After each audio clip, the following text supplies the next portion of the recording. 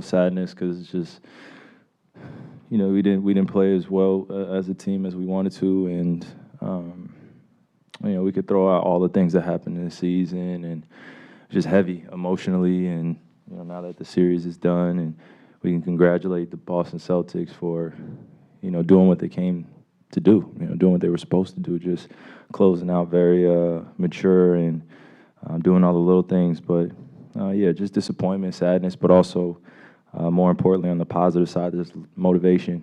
And it's just burning in my heart right now. I know so many people wanted to see us fail at this juncture, picked us as contenders, and have so much to say at this point. So I'm just using that as fuel for the summer and coming to the season, starting from October, and just getting a good start as a team.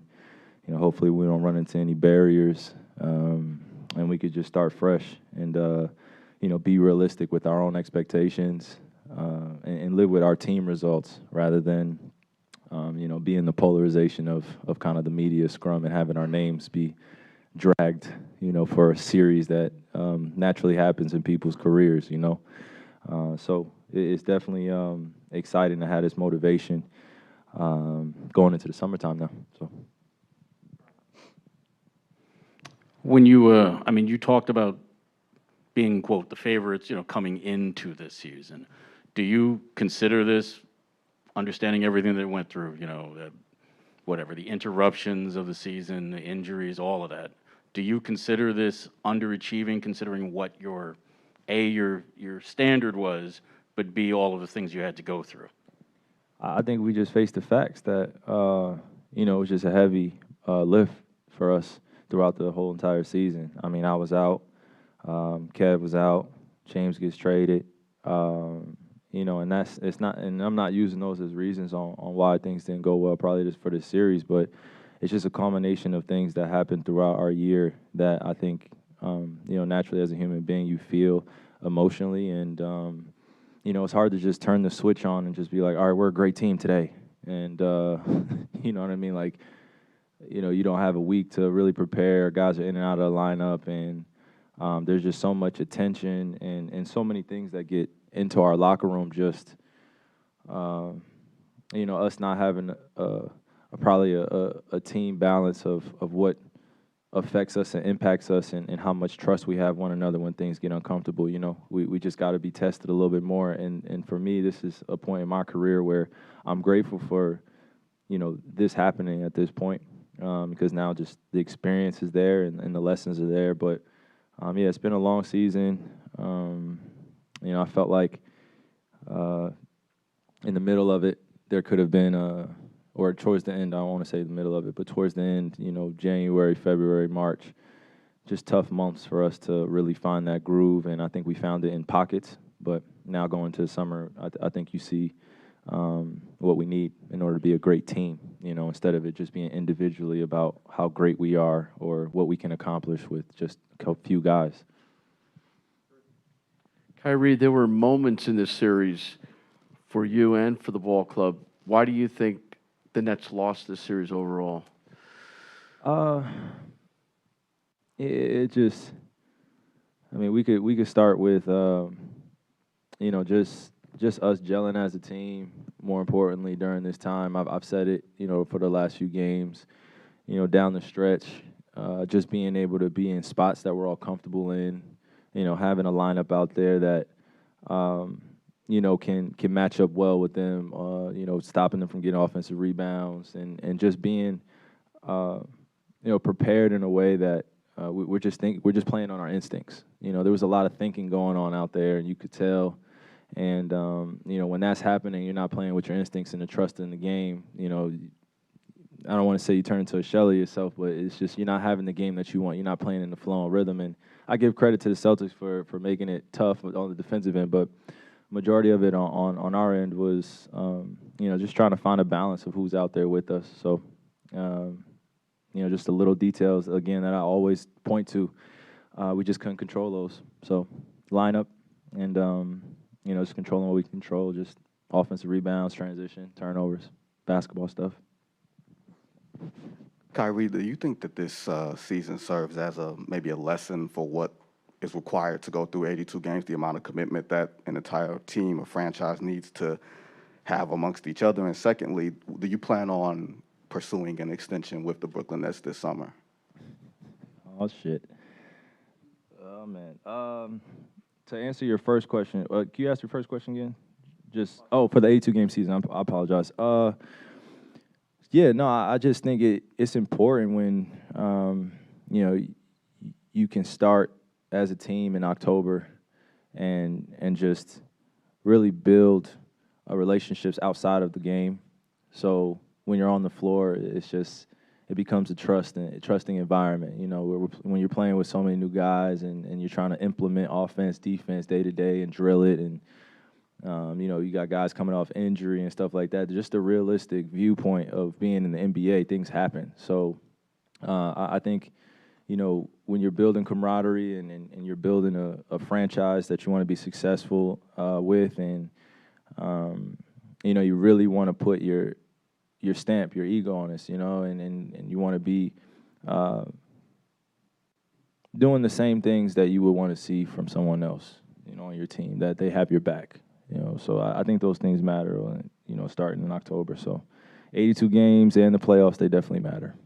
And in terms of my extension, man, I don't really plan on going anywhere. So, this is, like I said, this is added motivation for our franchise to be at the top of the league for the next few years. And, I'm just looking forward to the summer and just building with our guys here. So.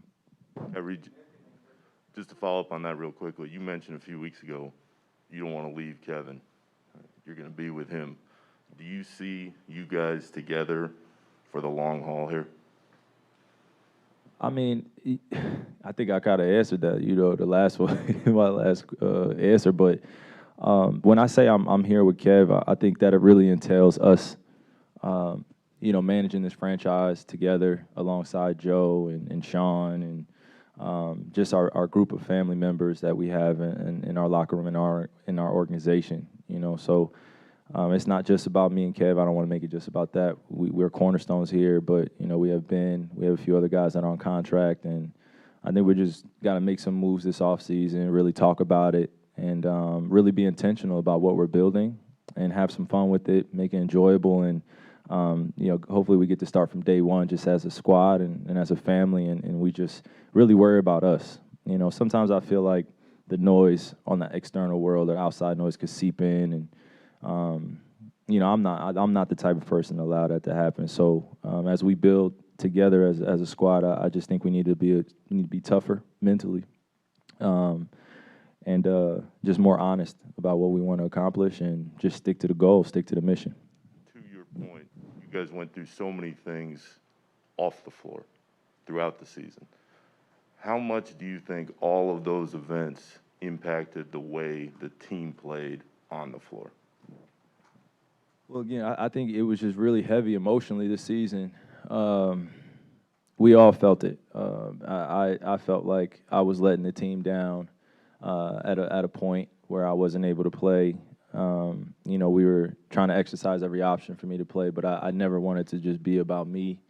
And I think it became a distraction at times. And, as you see, we just had some drastic changes. We lost a franchise player, and we got a franchise player back. But, we didn't get a chance to see him on the floor. And there was no pressure for him either to step on the floor with us either. You know what I mean? Like, Ben's good. We have his back. He's going to be good for next year.